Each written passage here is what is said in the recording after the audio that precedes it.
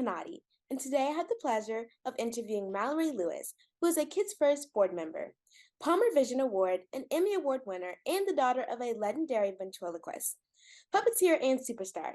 Shari Lewis, star of one of the first children's TV shows, with her beloved puppet Lamb Chop in 1960. Today we're here to discuss the upcoming documentary Shari and Lamb Chop, which has a world premiere November 11th at the Doc NYC Film Festival. Welcome to the show, Miss Lewis. Thank you so much, and please call me Mallory. And Okay. you can call me Lamb Chop. Okay.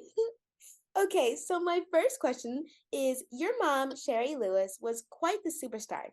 She starred in a children's TV show long before Mr. Rogers or Sesame Street. What was it like for you to grow up with your celebrity mom and a sock puppet for a sister? Well, you know, growing up with Lamb Chop was wonderful. Lamb Chop and I have always been best friends. When I was a very little girl, I would talk to Lamb Chop, and sometimes I would tell Lamb Chop my secrets, like I lost my sweater at school, or whatever was like a big deal back then. And I would never, ever, never rat her out. I would never tell Shari, and so she never got into trouble with anything she told me.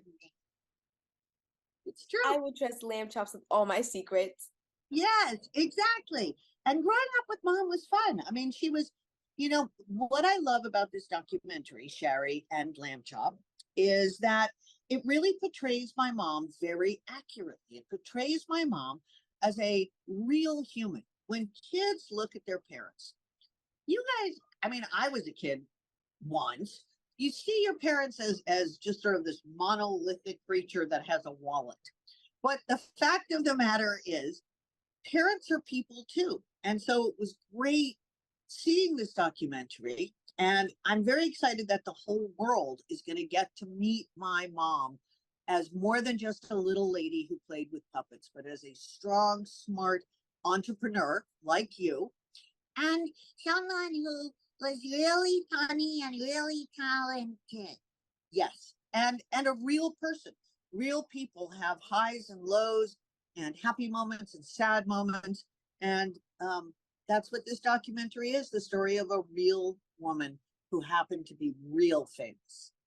I love it so that we get to see like the true version of her, just like everything about her. Yep. And there was nothing fake that she portrayed. She was smart and kind and funny, but there was a lot more behind that because, you're a woman in business. It's hard to be a girl in business. It's still a man's world out there.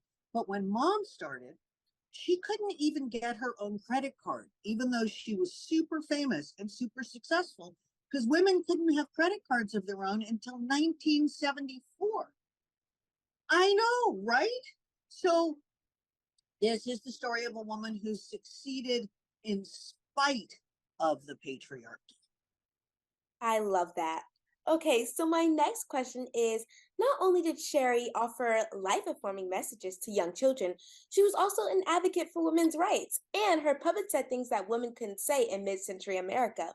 How did this affect you as a teenager and a young adult? Well, as a teenager, the most embarrassing person on the planet is your mother. In fact, if there's a funny meme that says, if you're not embarrassing your kids, what are you doing wrong? So, I've always been really proud of me because she's always been very true to her word and true to who she was. Even in the 60s when everyone was taking drugs, my mom didn't do that because she valued herself and she valued her body. So I've always been proud of my mom, but like any kid, your parents say something and you go, whatever. I mean, you're 12, so you probably aren't at that really unpleasant stage yet, but you'll get there. Okay, so my next question is, after Shari's TV show was canceled, she got herself with a late night talk show, performances, and even a Las Vegas club act. She defied against ageism with her successful comeback in the 60s. Do you have any behind the scenes stories that you can share about how she handled that? Yes, my mom was determined to remain a star. And so when the world said, we don't want your little television show anymore in the mid-60s, she said, okay, fine, I'll go perform in Vegas. And so she performed in Las Vegas, and she wrote 60 books, and she toured fairs, and she did performing arts centers, and she said in the documentary that if you're going to survive a long time, you're going to have to get used to going in and out of fashion. And so she just kept her eye on the ball, and she kept focusing on what she wanted.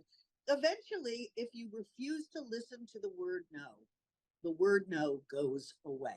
At least that's our philosophy. And then Mom created Lamb Chop's Play Along, and she was pitching it to a very important person in the industry whose name I actually don't know. It is not being withheld to protect the innocent. And the woman said, we love this show idea, but why should we do this show with you when we could do it with anyone? My mom looked at this person and said, do not mistake me for Lamb Chop. I love it. So you co-produced Lamb Chop's Play Along with your mom and won an Emmy Award for outstanding writing in a children's series. How was it producing this show with your mom? I had the best time. You know, as a producer, all you want is a really talented star, because that's what shows on screen. And I was a really talented star, and Shari wasn't there. Job. All right, she was pretty good too. I had a wonderful time producing Lamb Chop's Play Along, and it really cemented my mom's and it cemented our adult relationship, because of course we had a relationship where I was the child, but then we had many years of working together where I was her partner, and it was wonderful. I absolutely love that. I love this entire story. Okay, so let's go on to my next question. Shari Wood also became a fierce advocate for children's education and testified before Congress on behalf of children's educational television. What do you think motivated her in pursuit to provide uplifting programming for children and making sure that the stakeholders in entertainment made space for it? Mom really liked kids, and she thought that excellence was what she expected from herself. And if you look closely at Lamb Chop's Play Along and all of her programming, she did not talk down to children. She uplifted children. In the old days, even before my time, children's television occasionally would have a toy that spun off from the show. Nothing that was produced for very many years for children had any educational value whatsoever. It was just a way to sell sugary cereal and little plastic men. And Mom really felt that we were doing a huge disservice to children by filling their brains with the educational equivalency of Captain Crunch. So she testified in front of Congress, and I think that was one of the highlights of her life. Sounds like she's had such an amazing career. So this brings me to my last question. What message do you hope viewers would take away from watching this film? I think the message of this film is be your best. That was Mom's life motto, was be your best. And, you know, we look at celebrities and we see what their PR team puts out. Well, the fact of the matter is all celebrities are also human beings. I mean, it's great that Taylor Swift is dating a football player, but she also gets up in the morning and has a bad hair day sometimes, or doesn't want to sing sometimes, or maybe she likes puppies. I mean, there's just a lot more to people than what their PR term provides us with. And so I think this is a look behind the curtain. And I don't think anyone is going to be anything but feeling good when they leave the theater. This has been such an amazing interview. Thank you, Lamb Chop and Miss Mallory Lewis, for talking with me today. Be sure to look out for the new documentary, Shari Lewis and Lamb Chop, premiering November 11th at the Doc NYC Film Festival and touring on the film festival circuit. I'm Hanadie reporting for Kids First. Be sure to like and subscribe to our channel to stay informed about upcoming films. Thank you. Bye. Thank you. Bye-bye.